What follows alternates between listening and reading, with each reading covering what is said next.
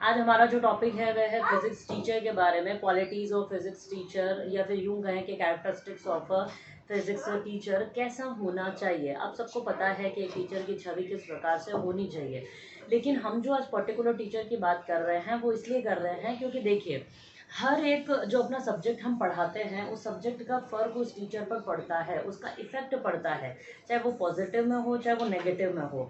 धीरे धीरे जब वो उसका ज्ञान लेता है, उसकी इन्फॉर्मेशन उसके दिमाग में इकट्ठी होती चली जाती है, तब हर टीचर की पर्सनैलिटी बदलती चली जाती है।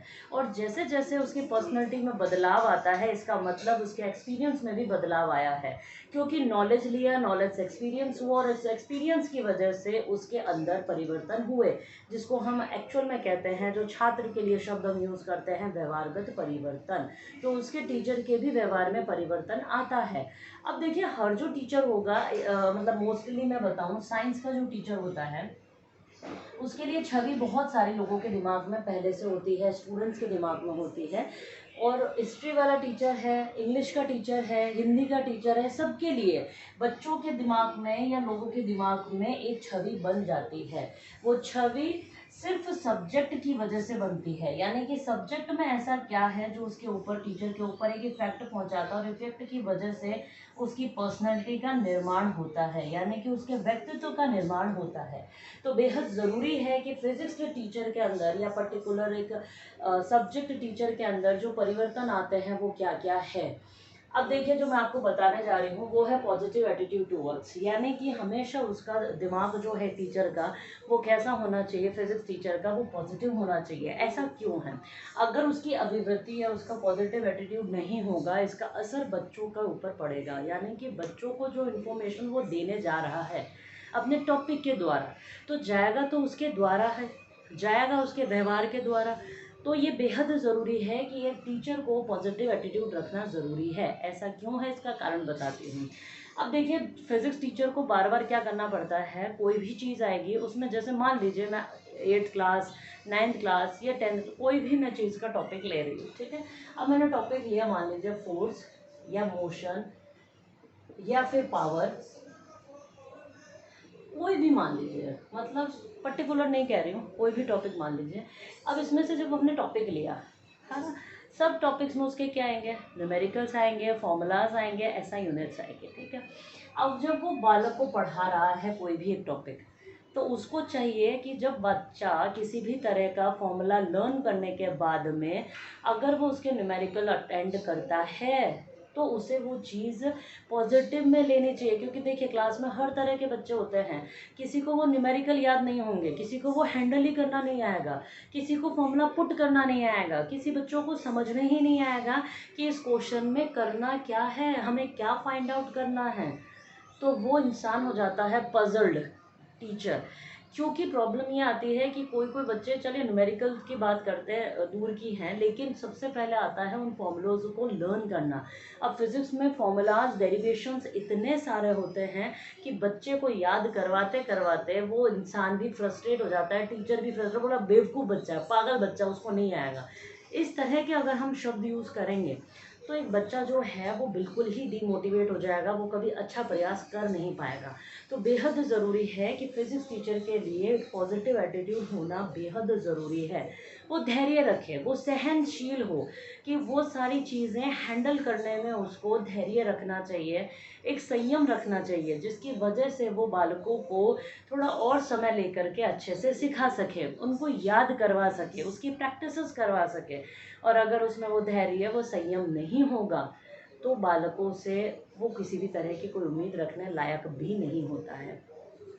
कॉन्फिडेंस होना बेहद ज़रूरी है, क्योंकि अब देखिए, सबसे पहले यही न्यूमेरिकल्स कौन करेगा, वो टीचर खुद करेगा।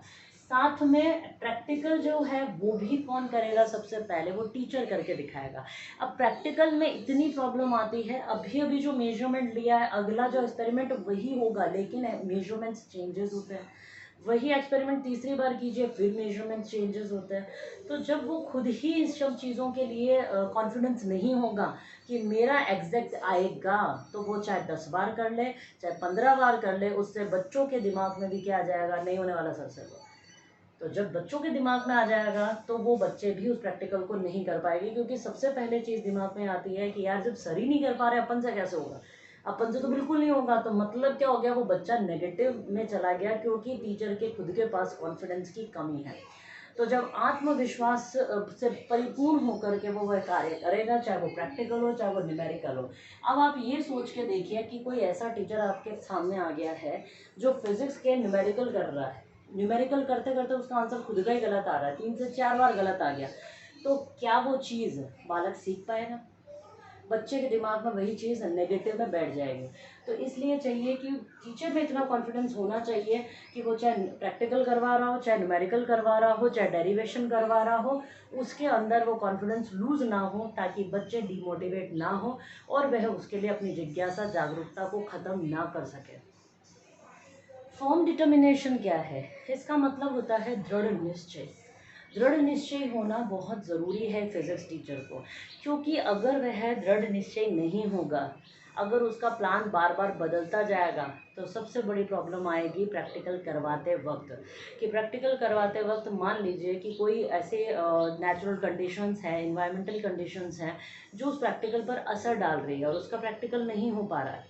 तो अगर वो दृढ़ निश्चय नहीं है और एक बार में ही उसने कह दिया चलो छोड़ो ये तो नहीं होगा, दूसरा वाला करते हैं, तो फिर क्या होगा, वो इस चीज़ के लिए डिटर्मिनेट नहीं है, वो उस चीज़ के लिए अपना खुद की जो कहते हैं दृढ़ जो उसका है कि मुझे करवाना है, वो चीज़ उसके अंदर नहीं होगी तो बच्चों में भी बिल्कुल नहीं होगी। तो उसका दृढ़ निश्चय होना बेहद ज़रूरी है। वो डिटर्मिनेशन कहते हैं ना, काम करने की जो श्रद्धा है वो उसके अंदर होनी बेहद ज़रूरी है। वह तभी बालक उस चीज़ को करेगा, वरना बालक भी छोड़ देगा। इमोशनल बैलेंस ये हर टीचर में होना चाहिए कि वो अपना गुस्सा जो है वो कंट्रोल कर सके, अपने इमोशंस, रोना, अपने दुख, अपनी खुशी सब बालकों के सामने जाहिर नहीं की जाती है। इसलिए उसके उसके लिए एक इमोशनल बैलेंस होना बेहद ज़रूरी है, सांवेगिक संतुलन उसके अंदर होना चाहिए। ये तो सब टीचर्स में होना चाहिए। फिजिकल हेल्थ जो है, आपने भी सुना है हमेशा, स्वस्थ शरीर में स्वस्थ मस्तिष्क का निर्माण होता है, तो उसके लिए हेल्दी होना बेहद ज़रूरी है। हेल्दी होगा तभी उसको इतने सारे फॉर्मूले याद होंगे, इतने सारे प्रैक्टिकल्स याद होंगे, उनकी बनावट, उनके कंस्ट्रक्शन जो कहते हैं कंपोजिशंस, उनको कैसे करवाना है, कहाँ कहाँ ले जा कर के करवाना है, वो सारी चीज़ें, वो सारे मेजरमेंट्स एग्जैक्ट, तभी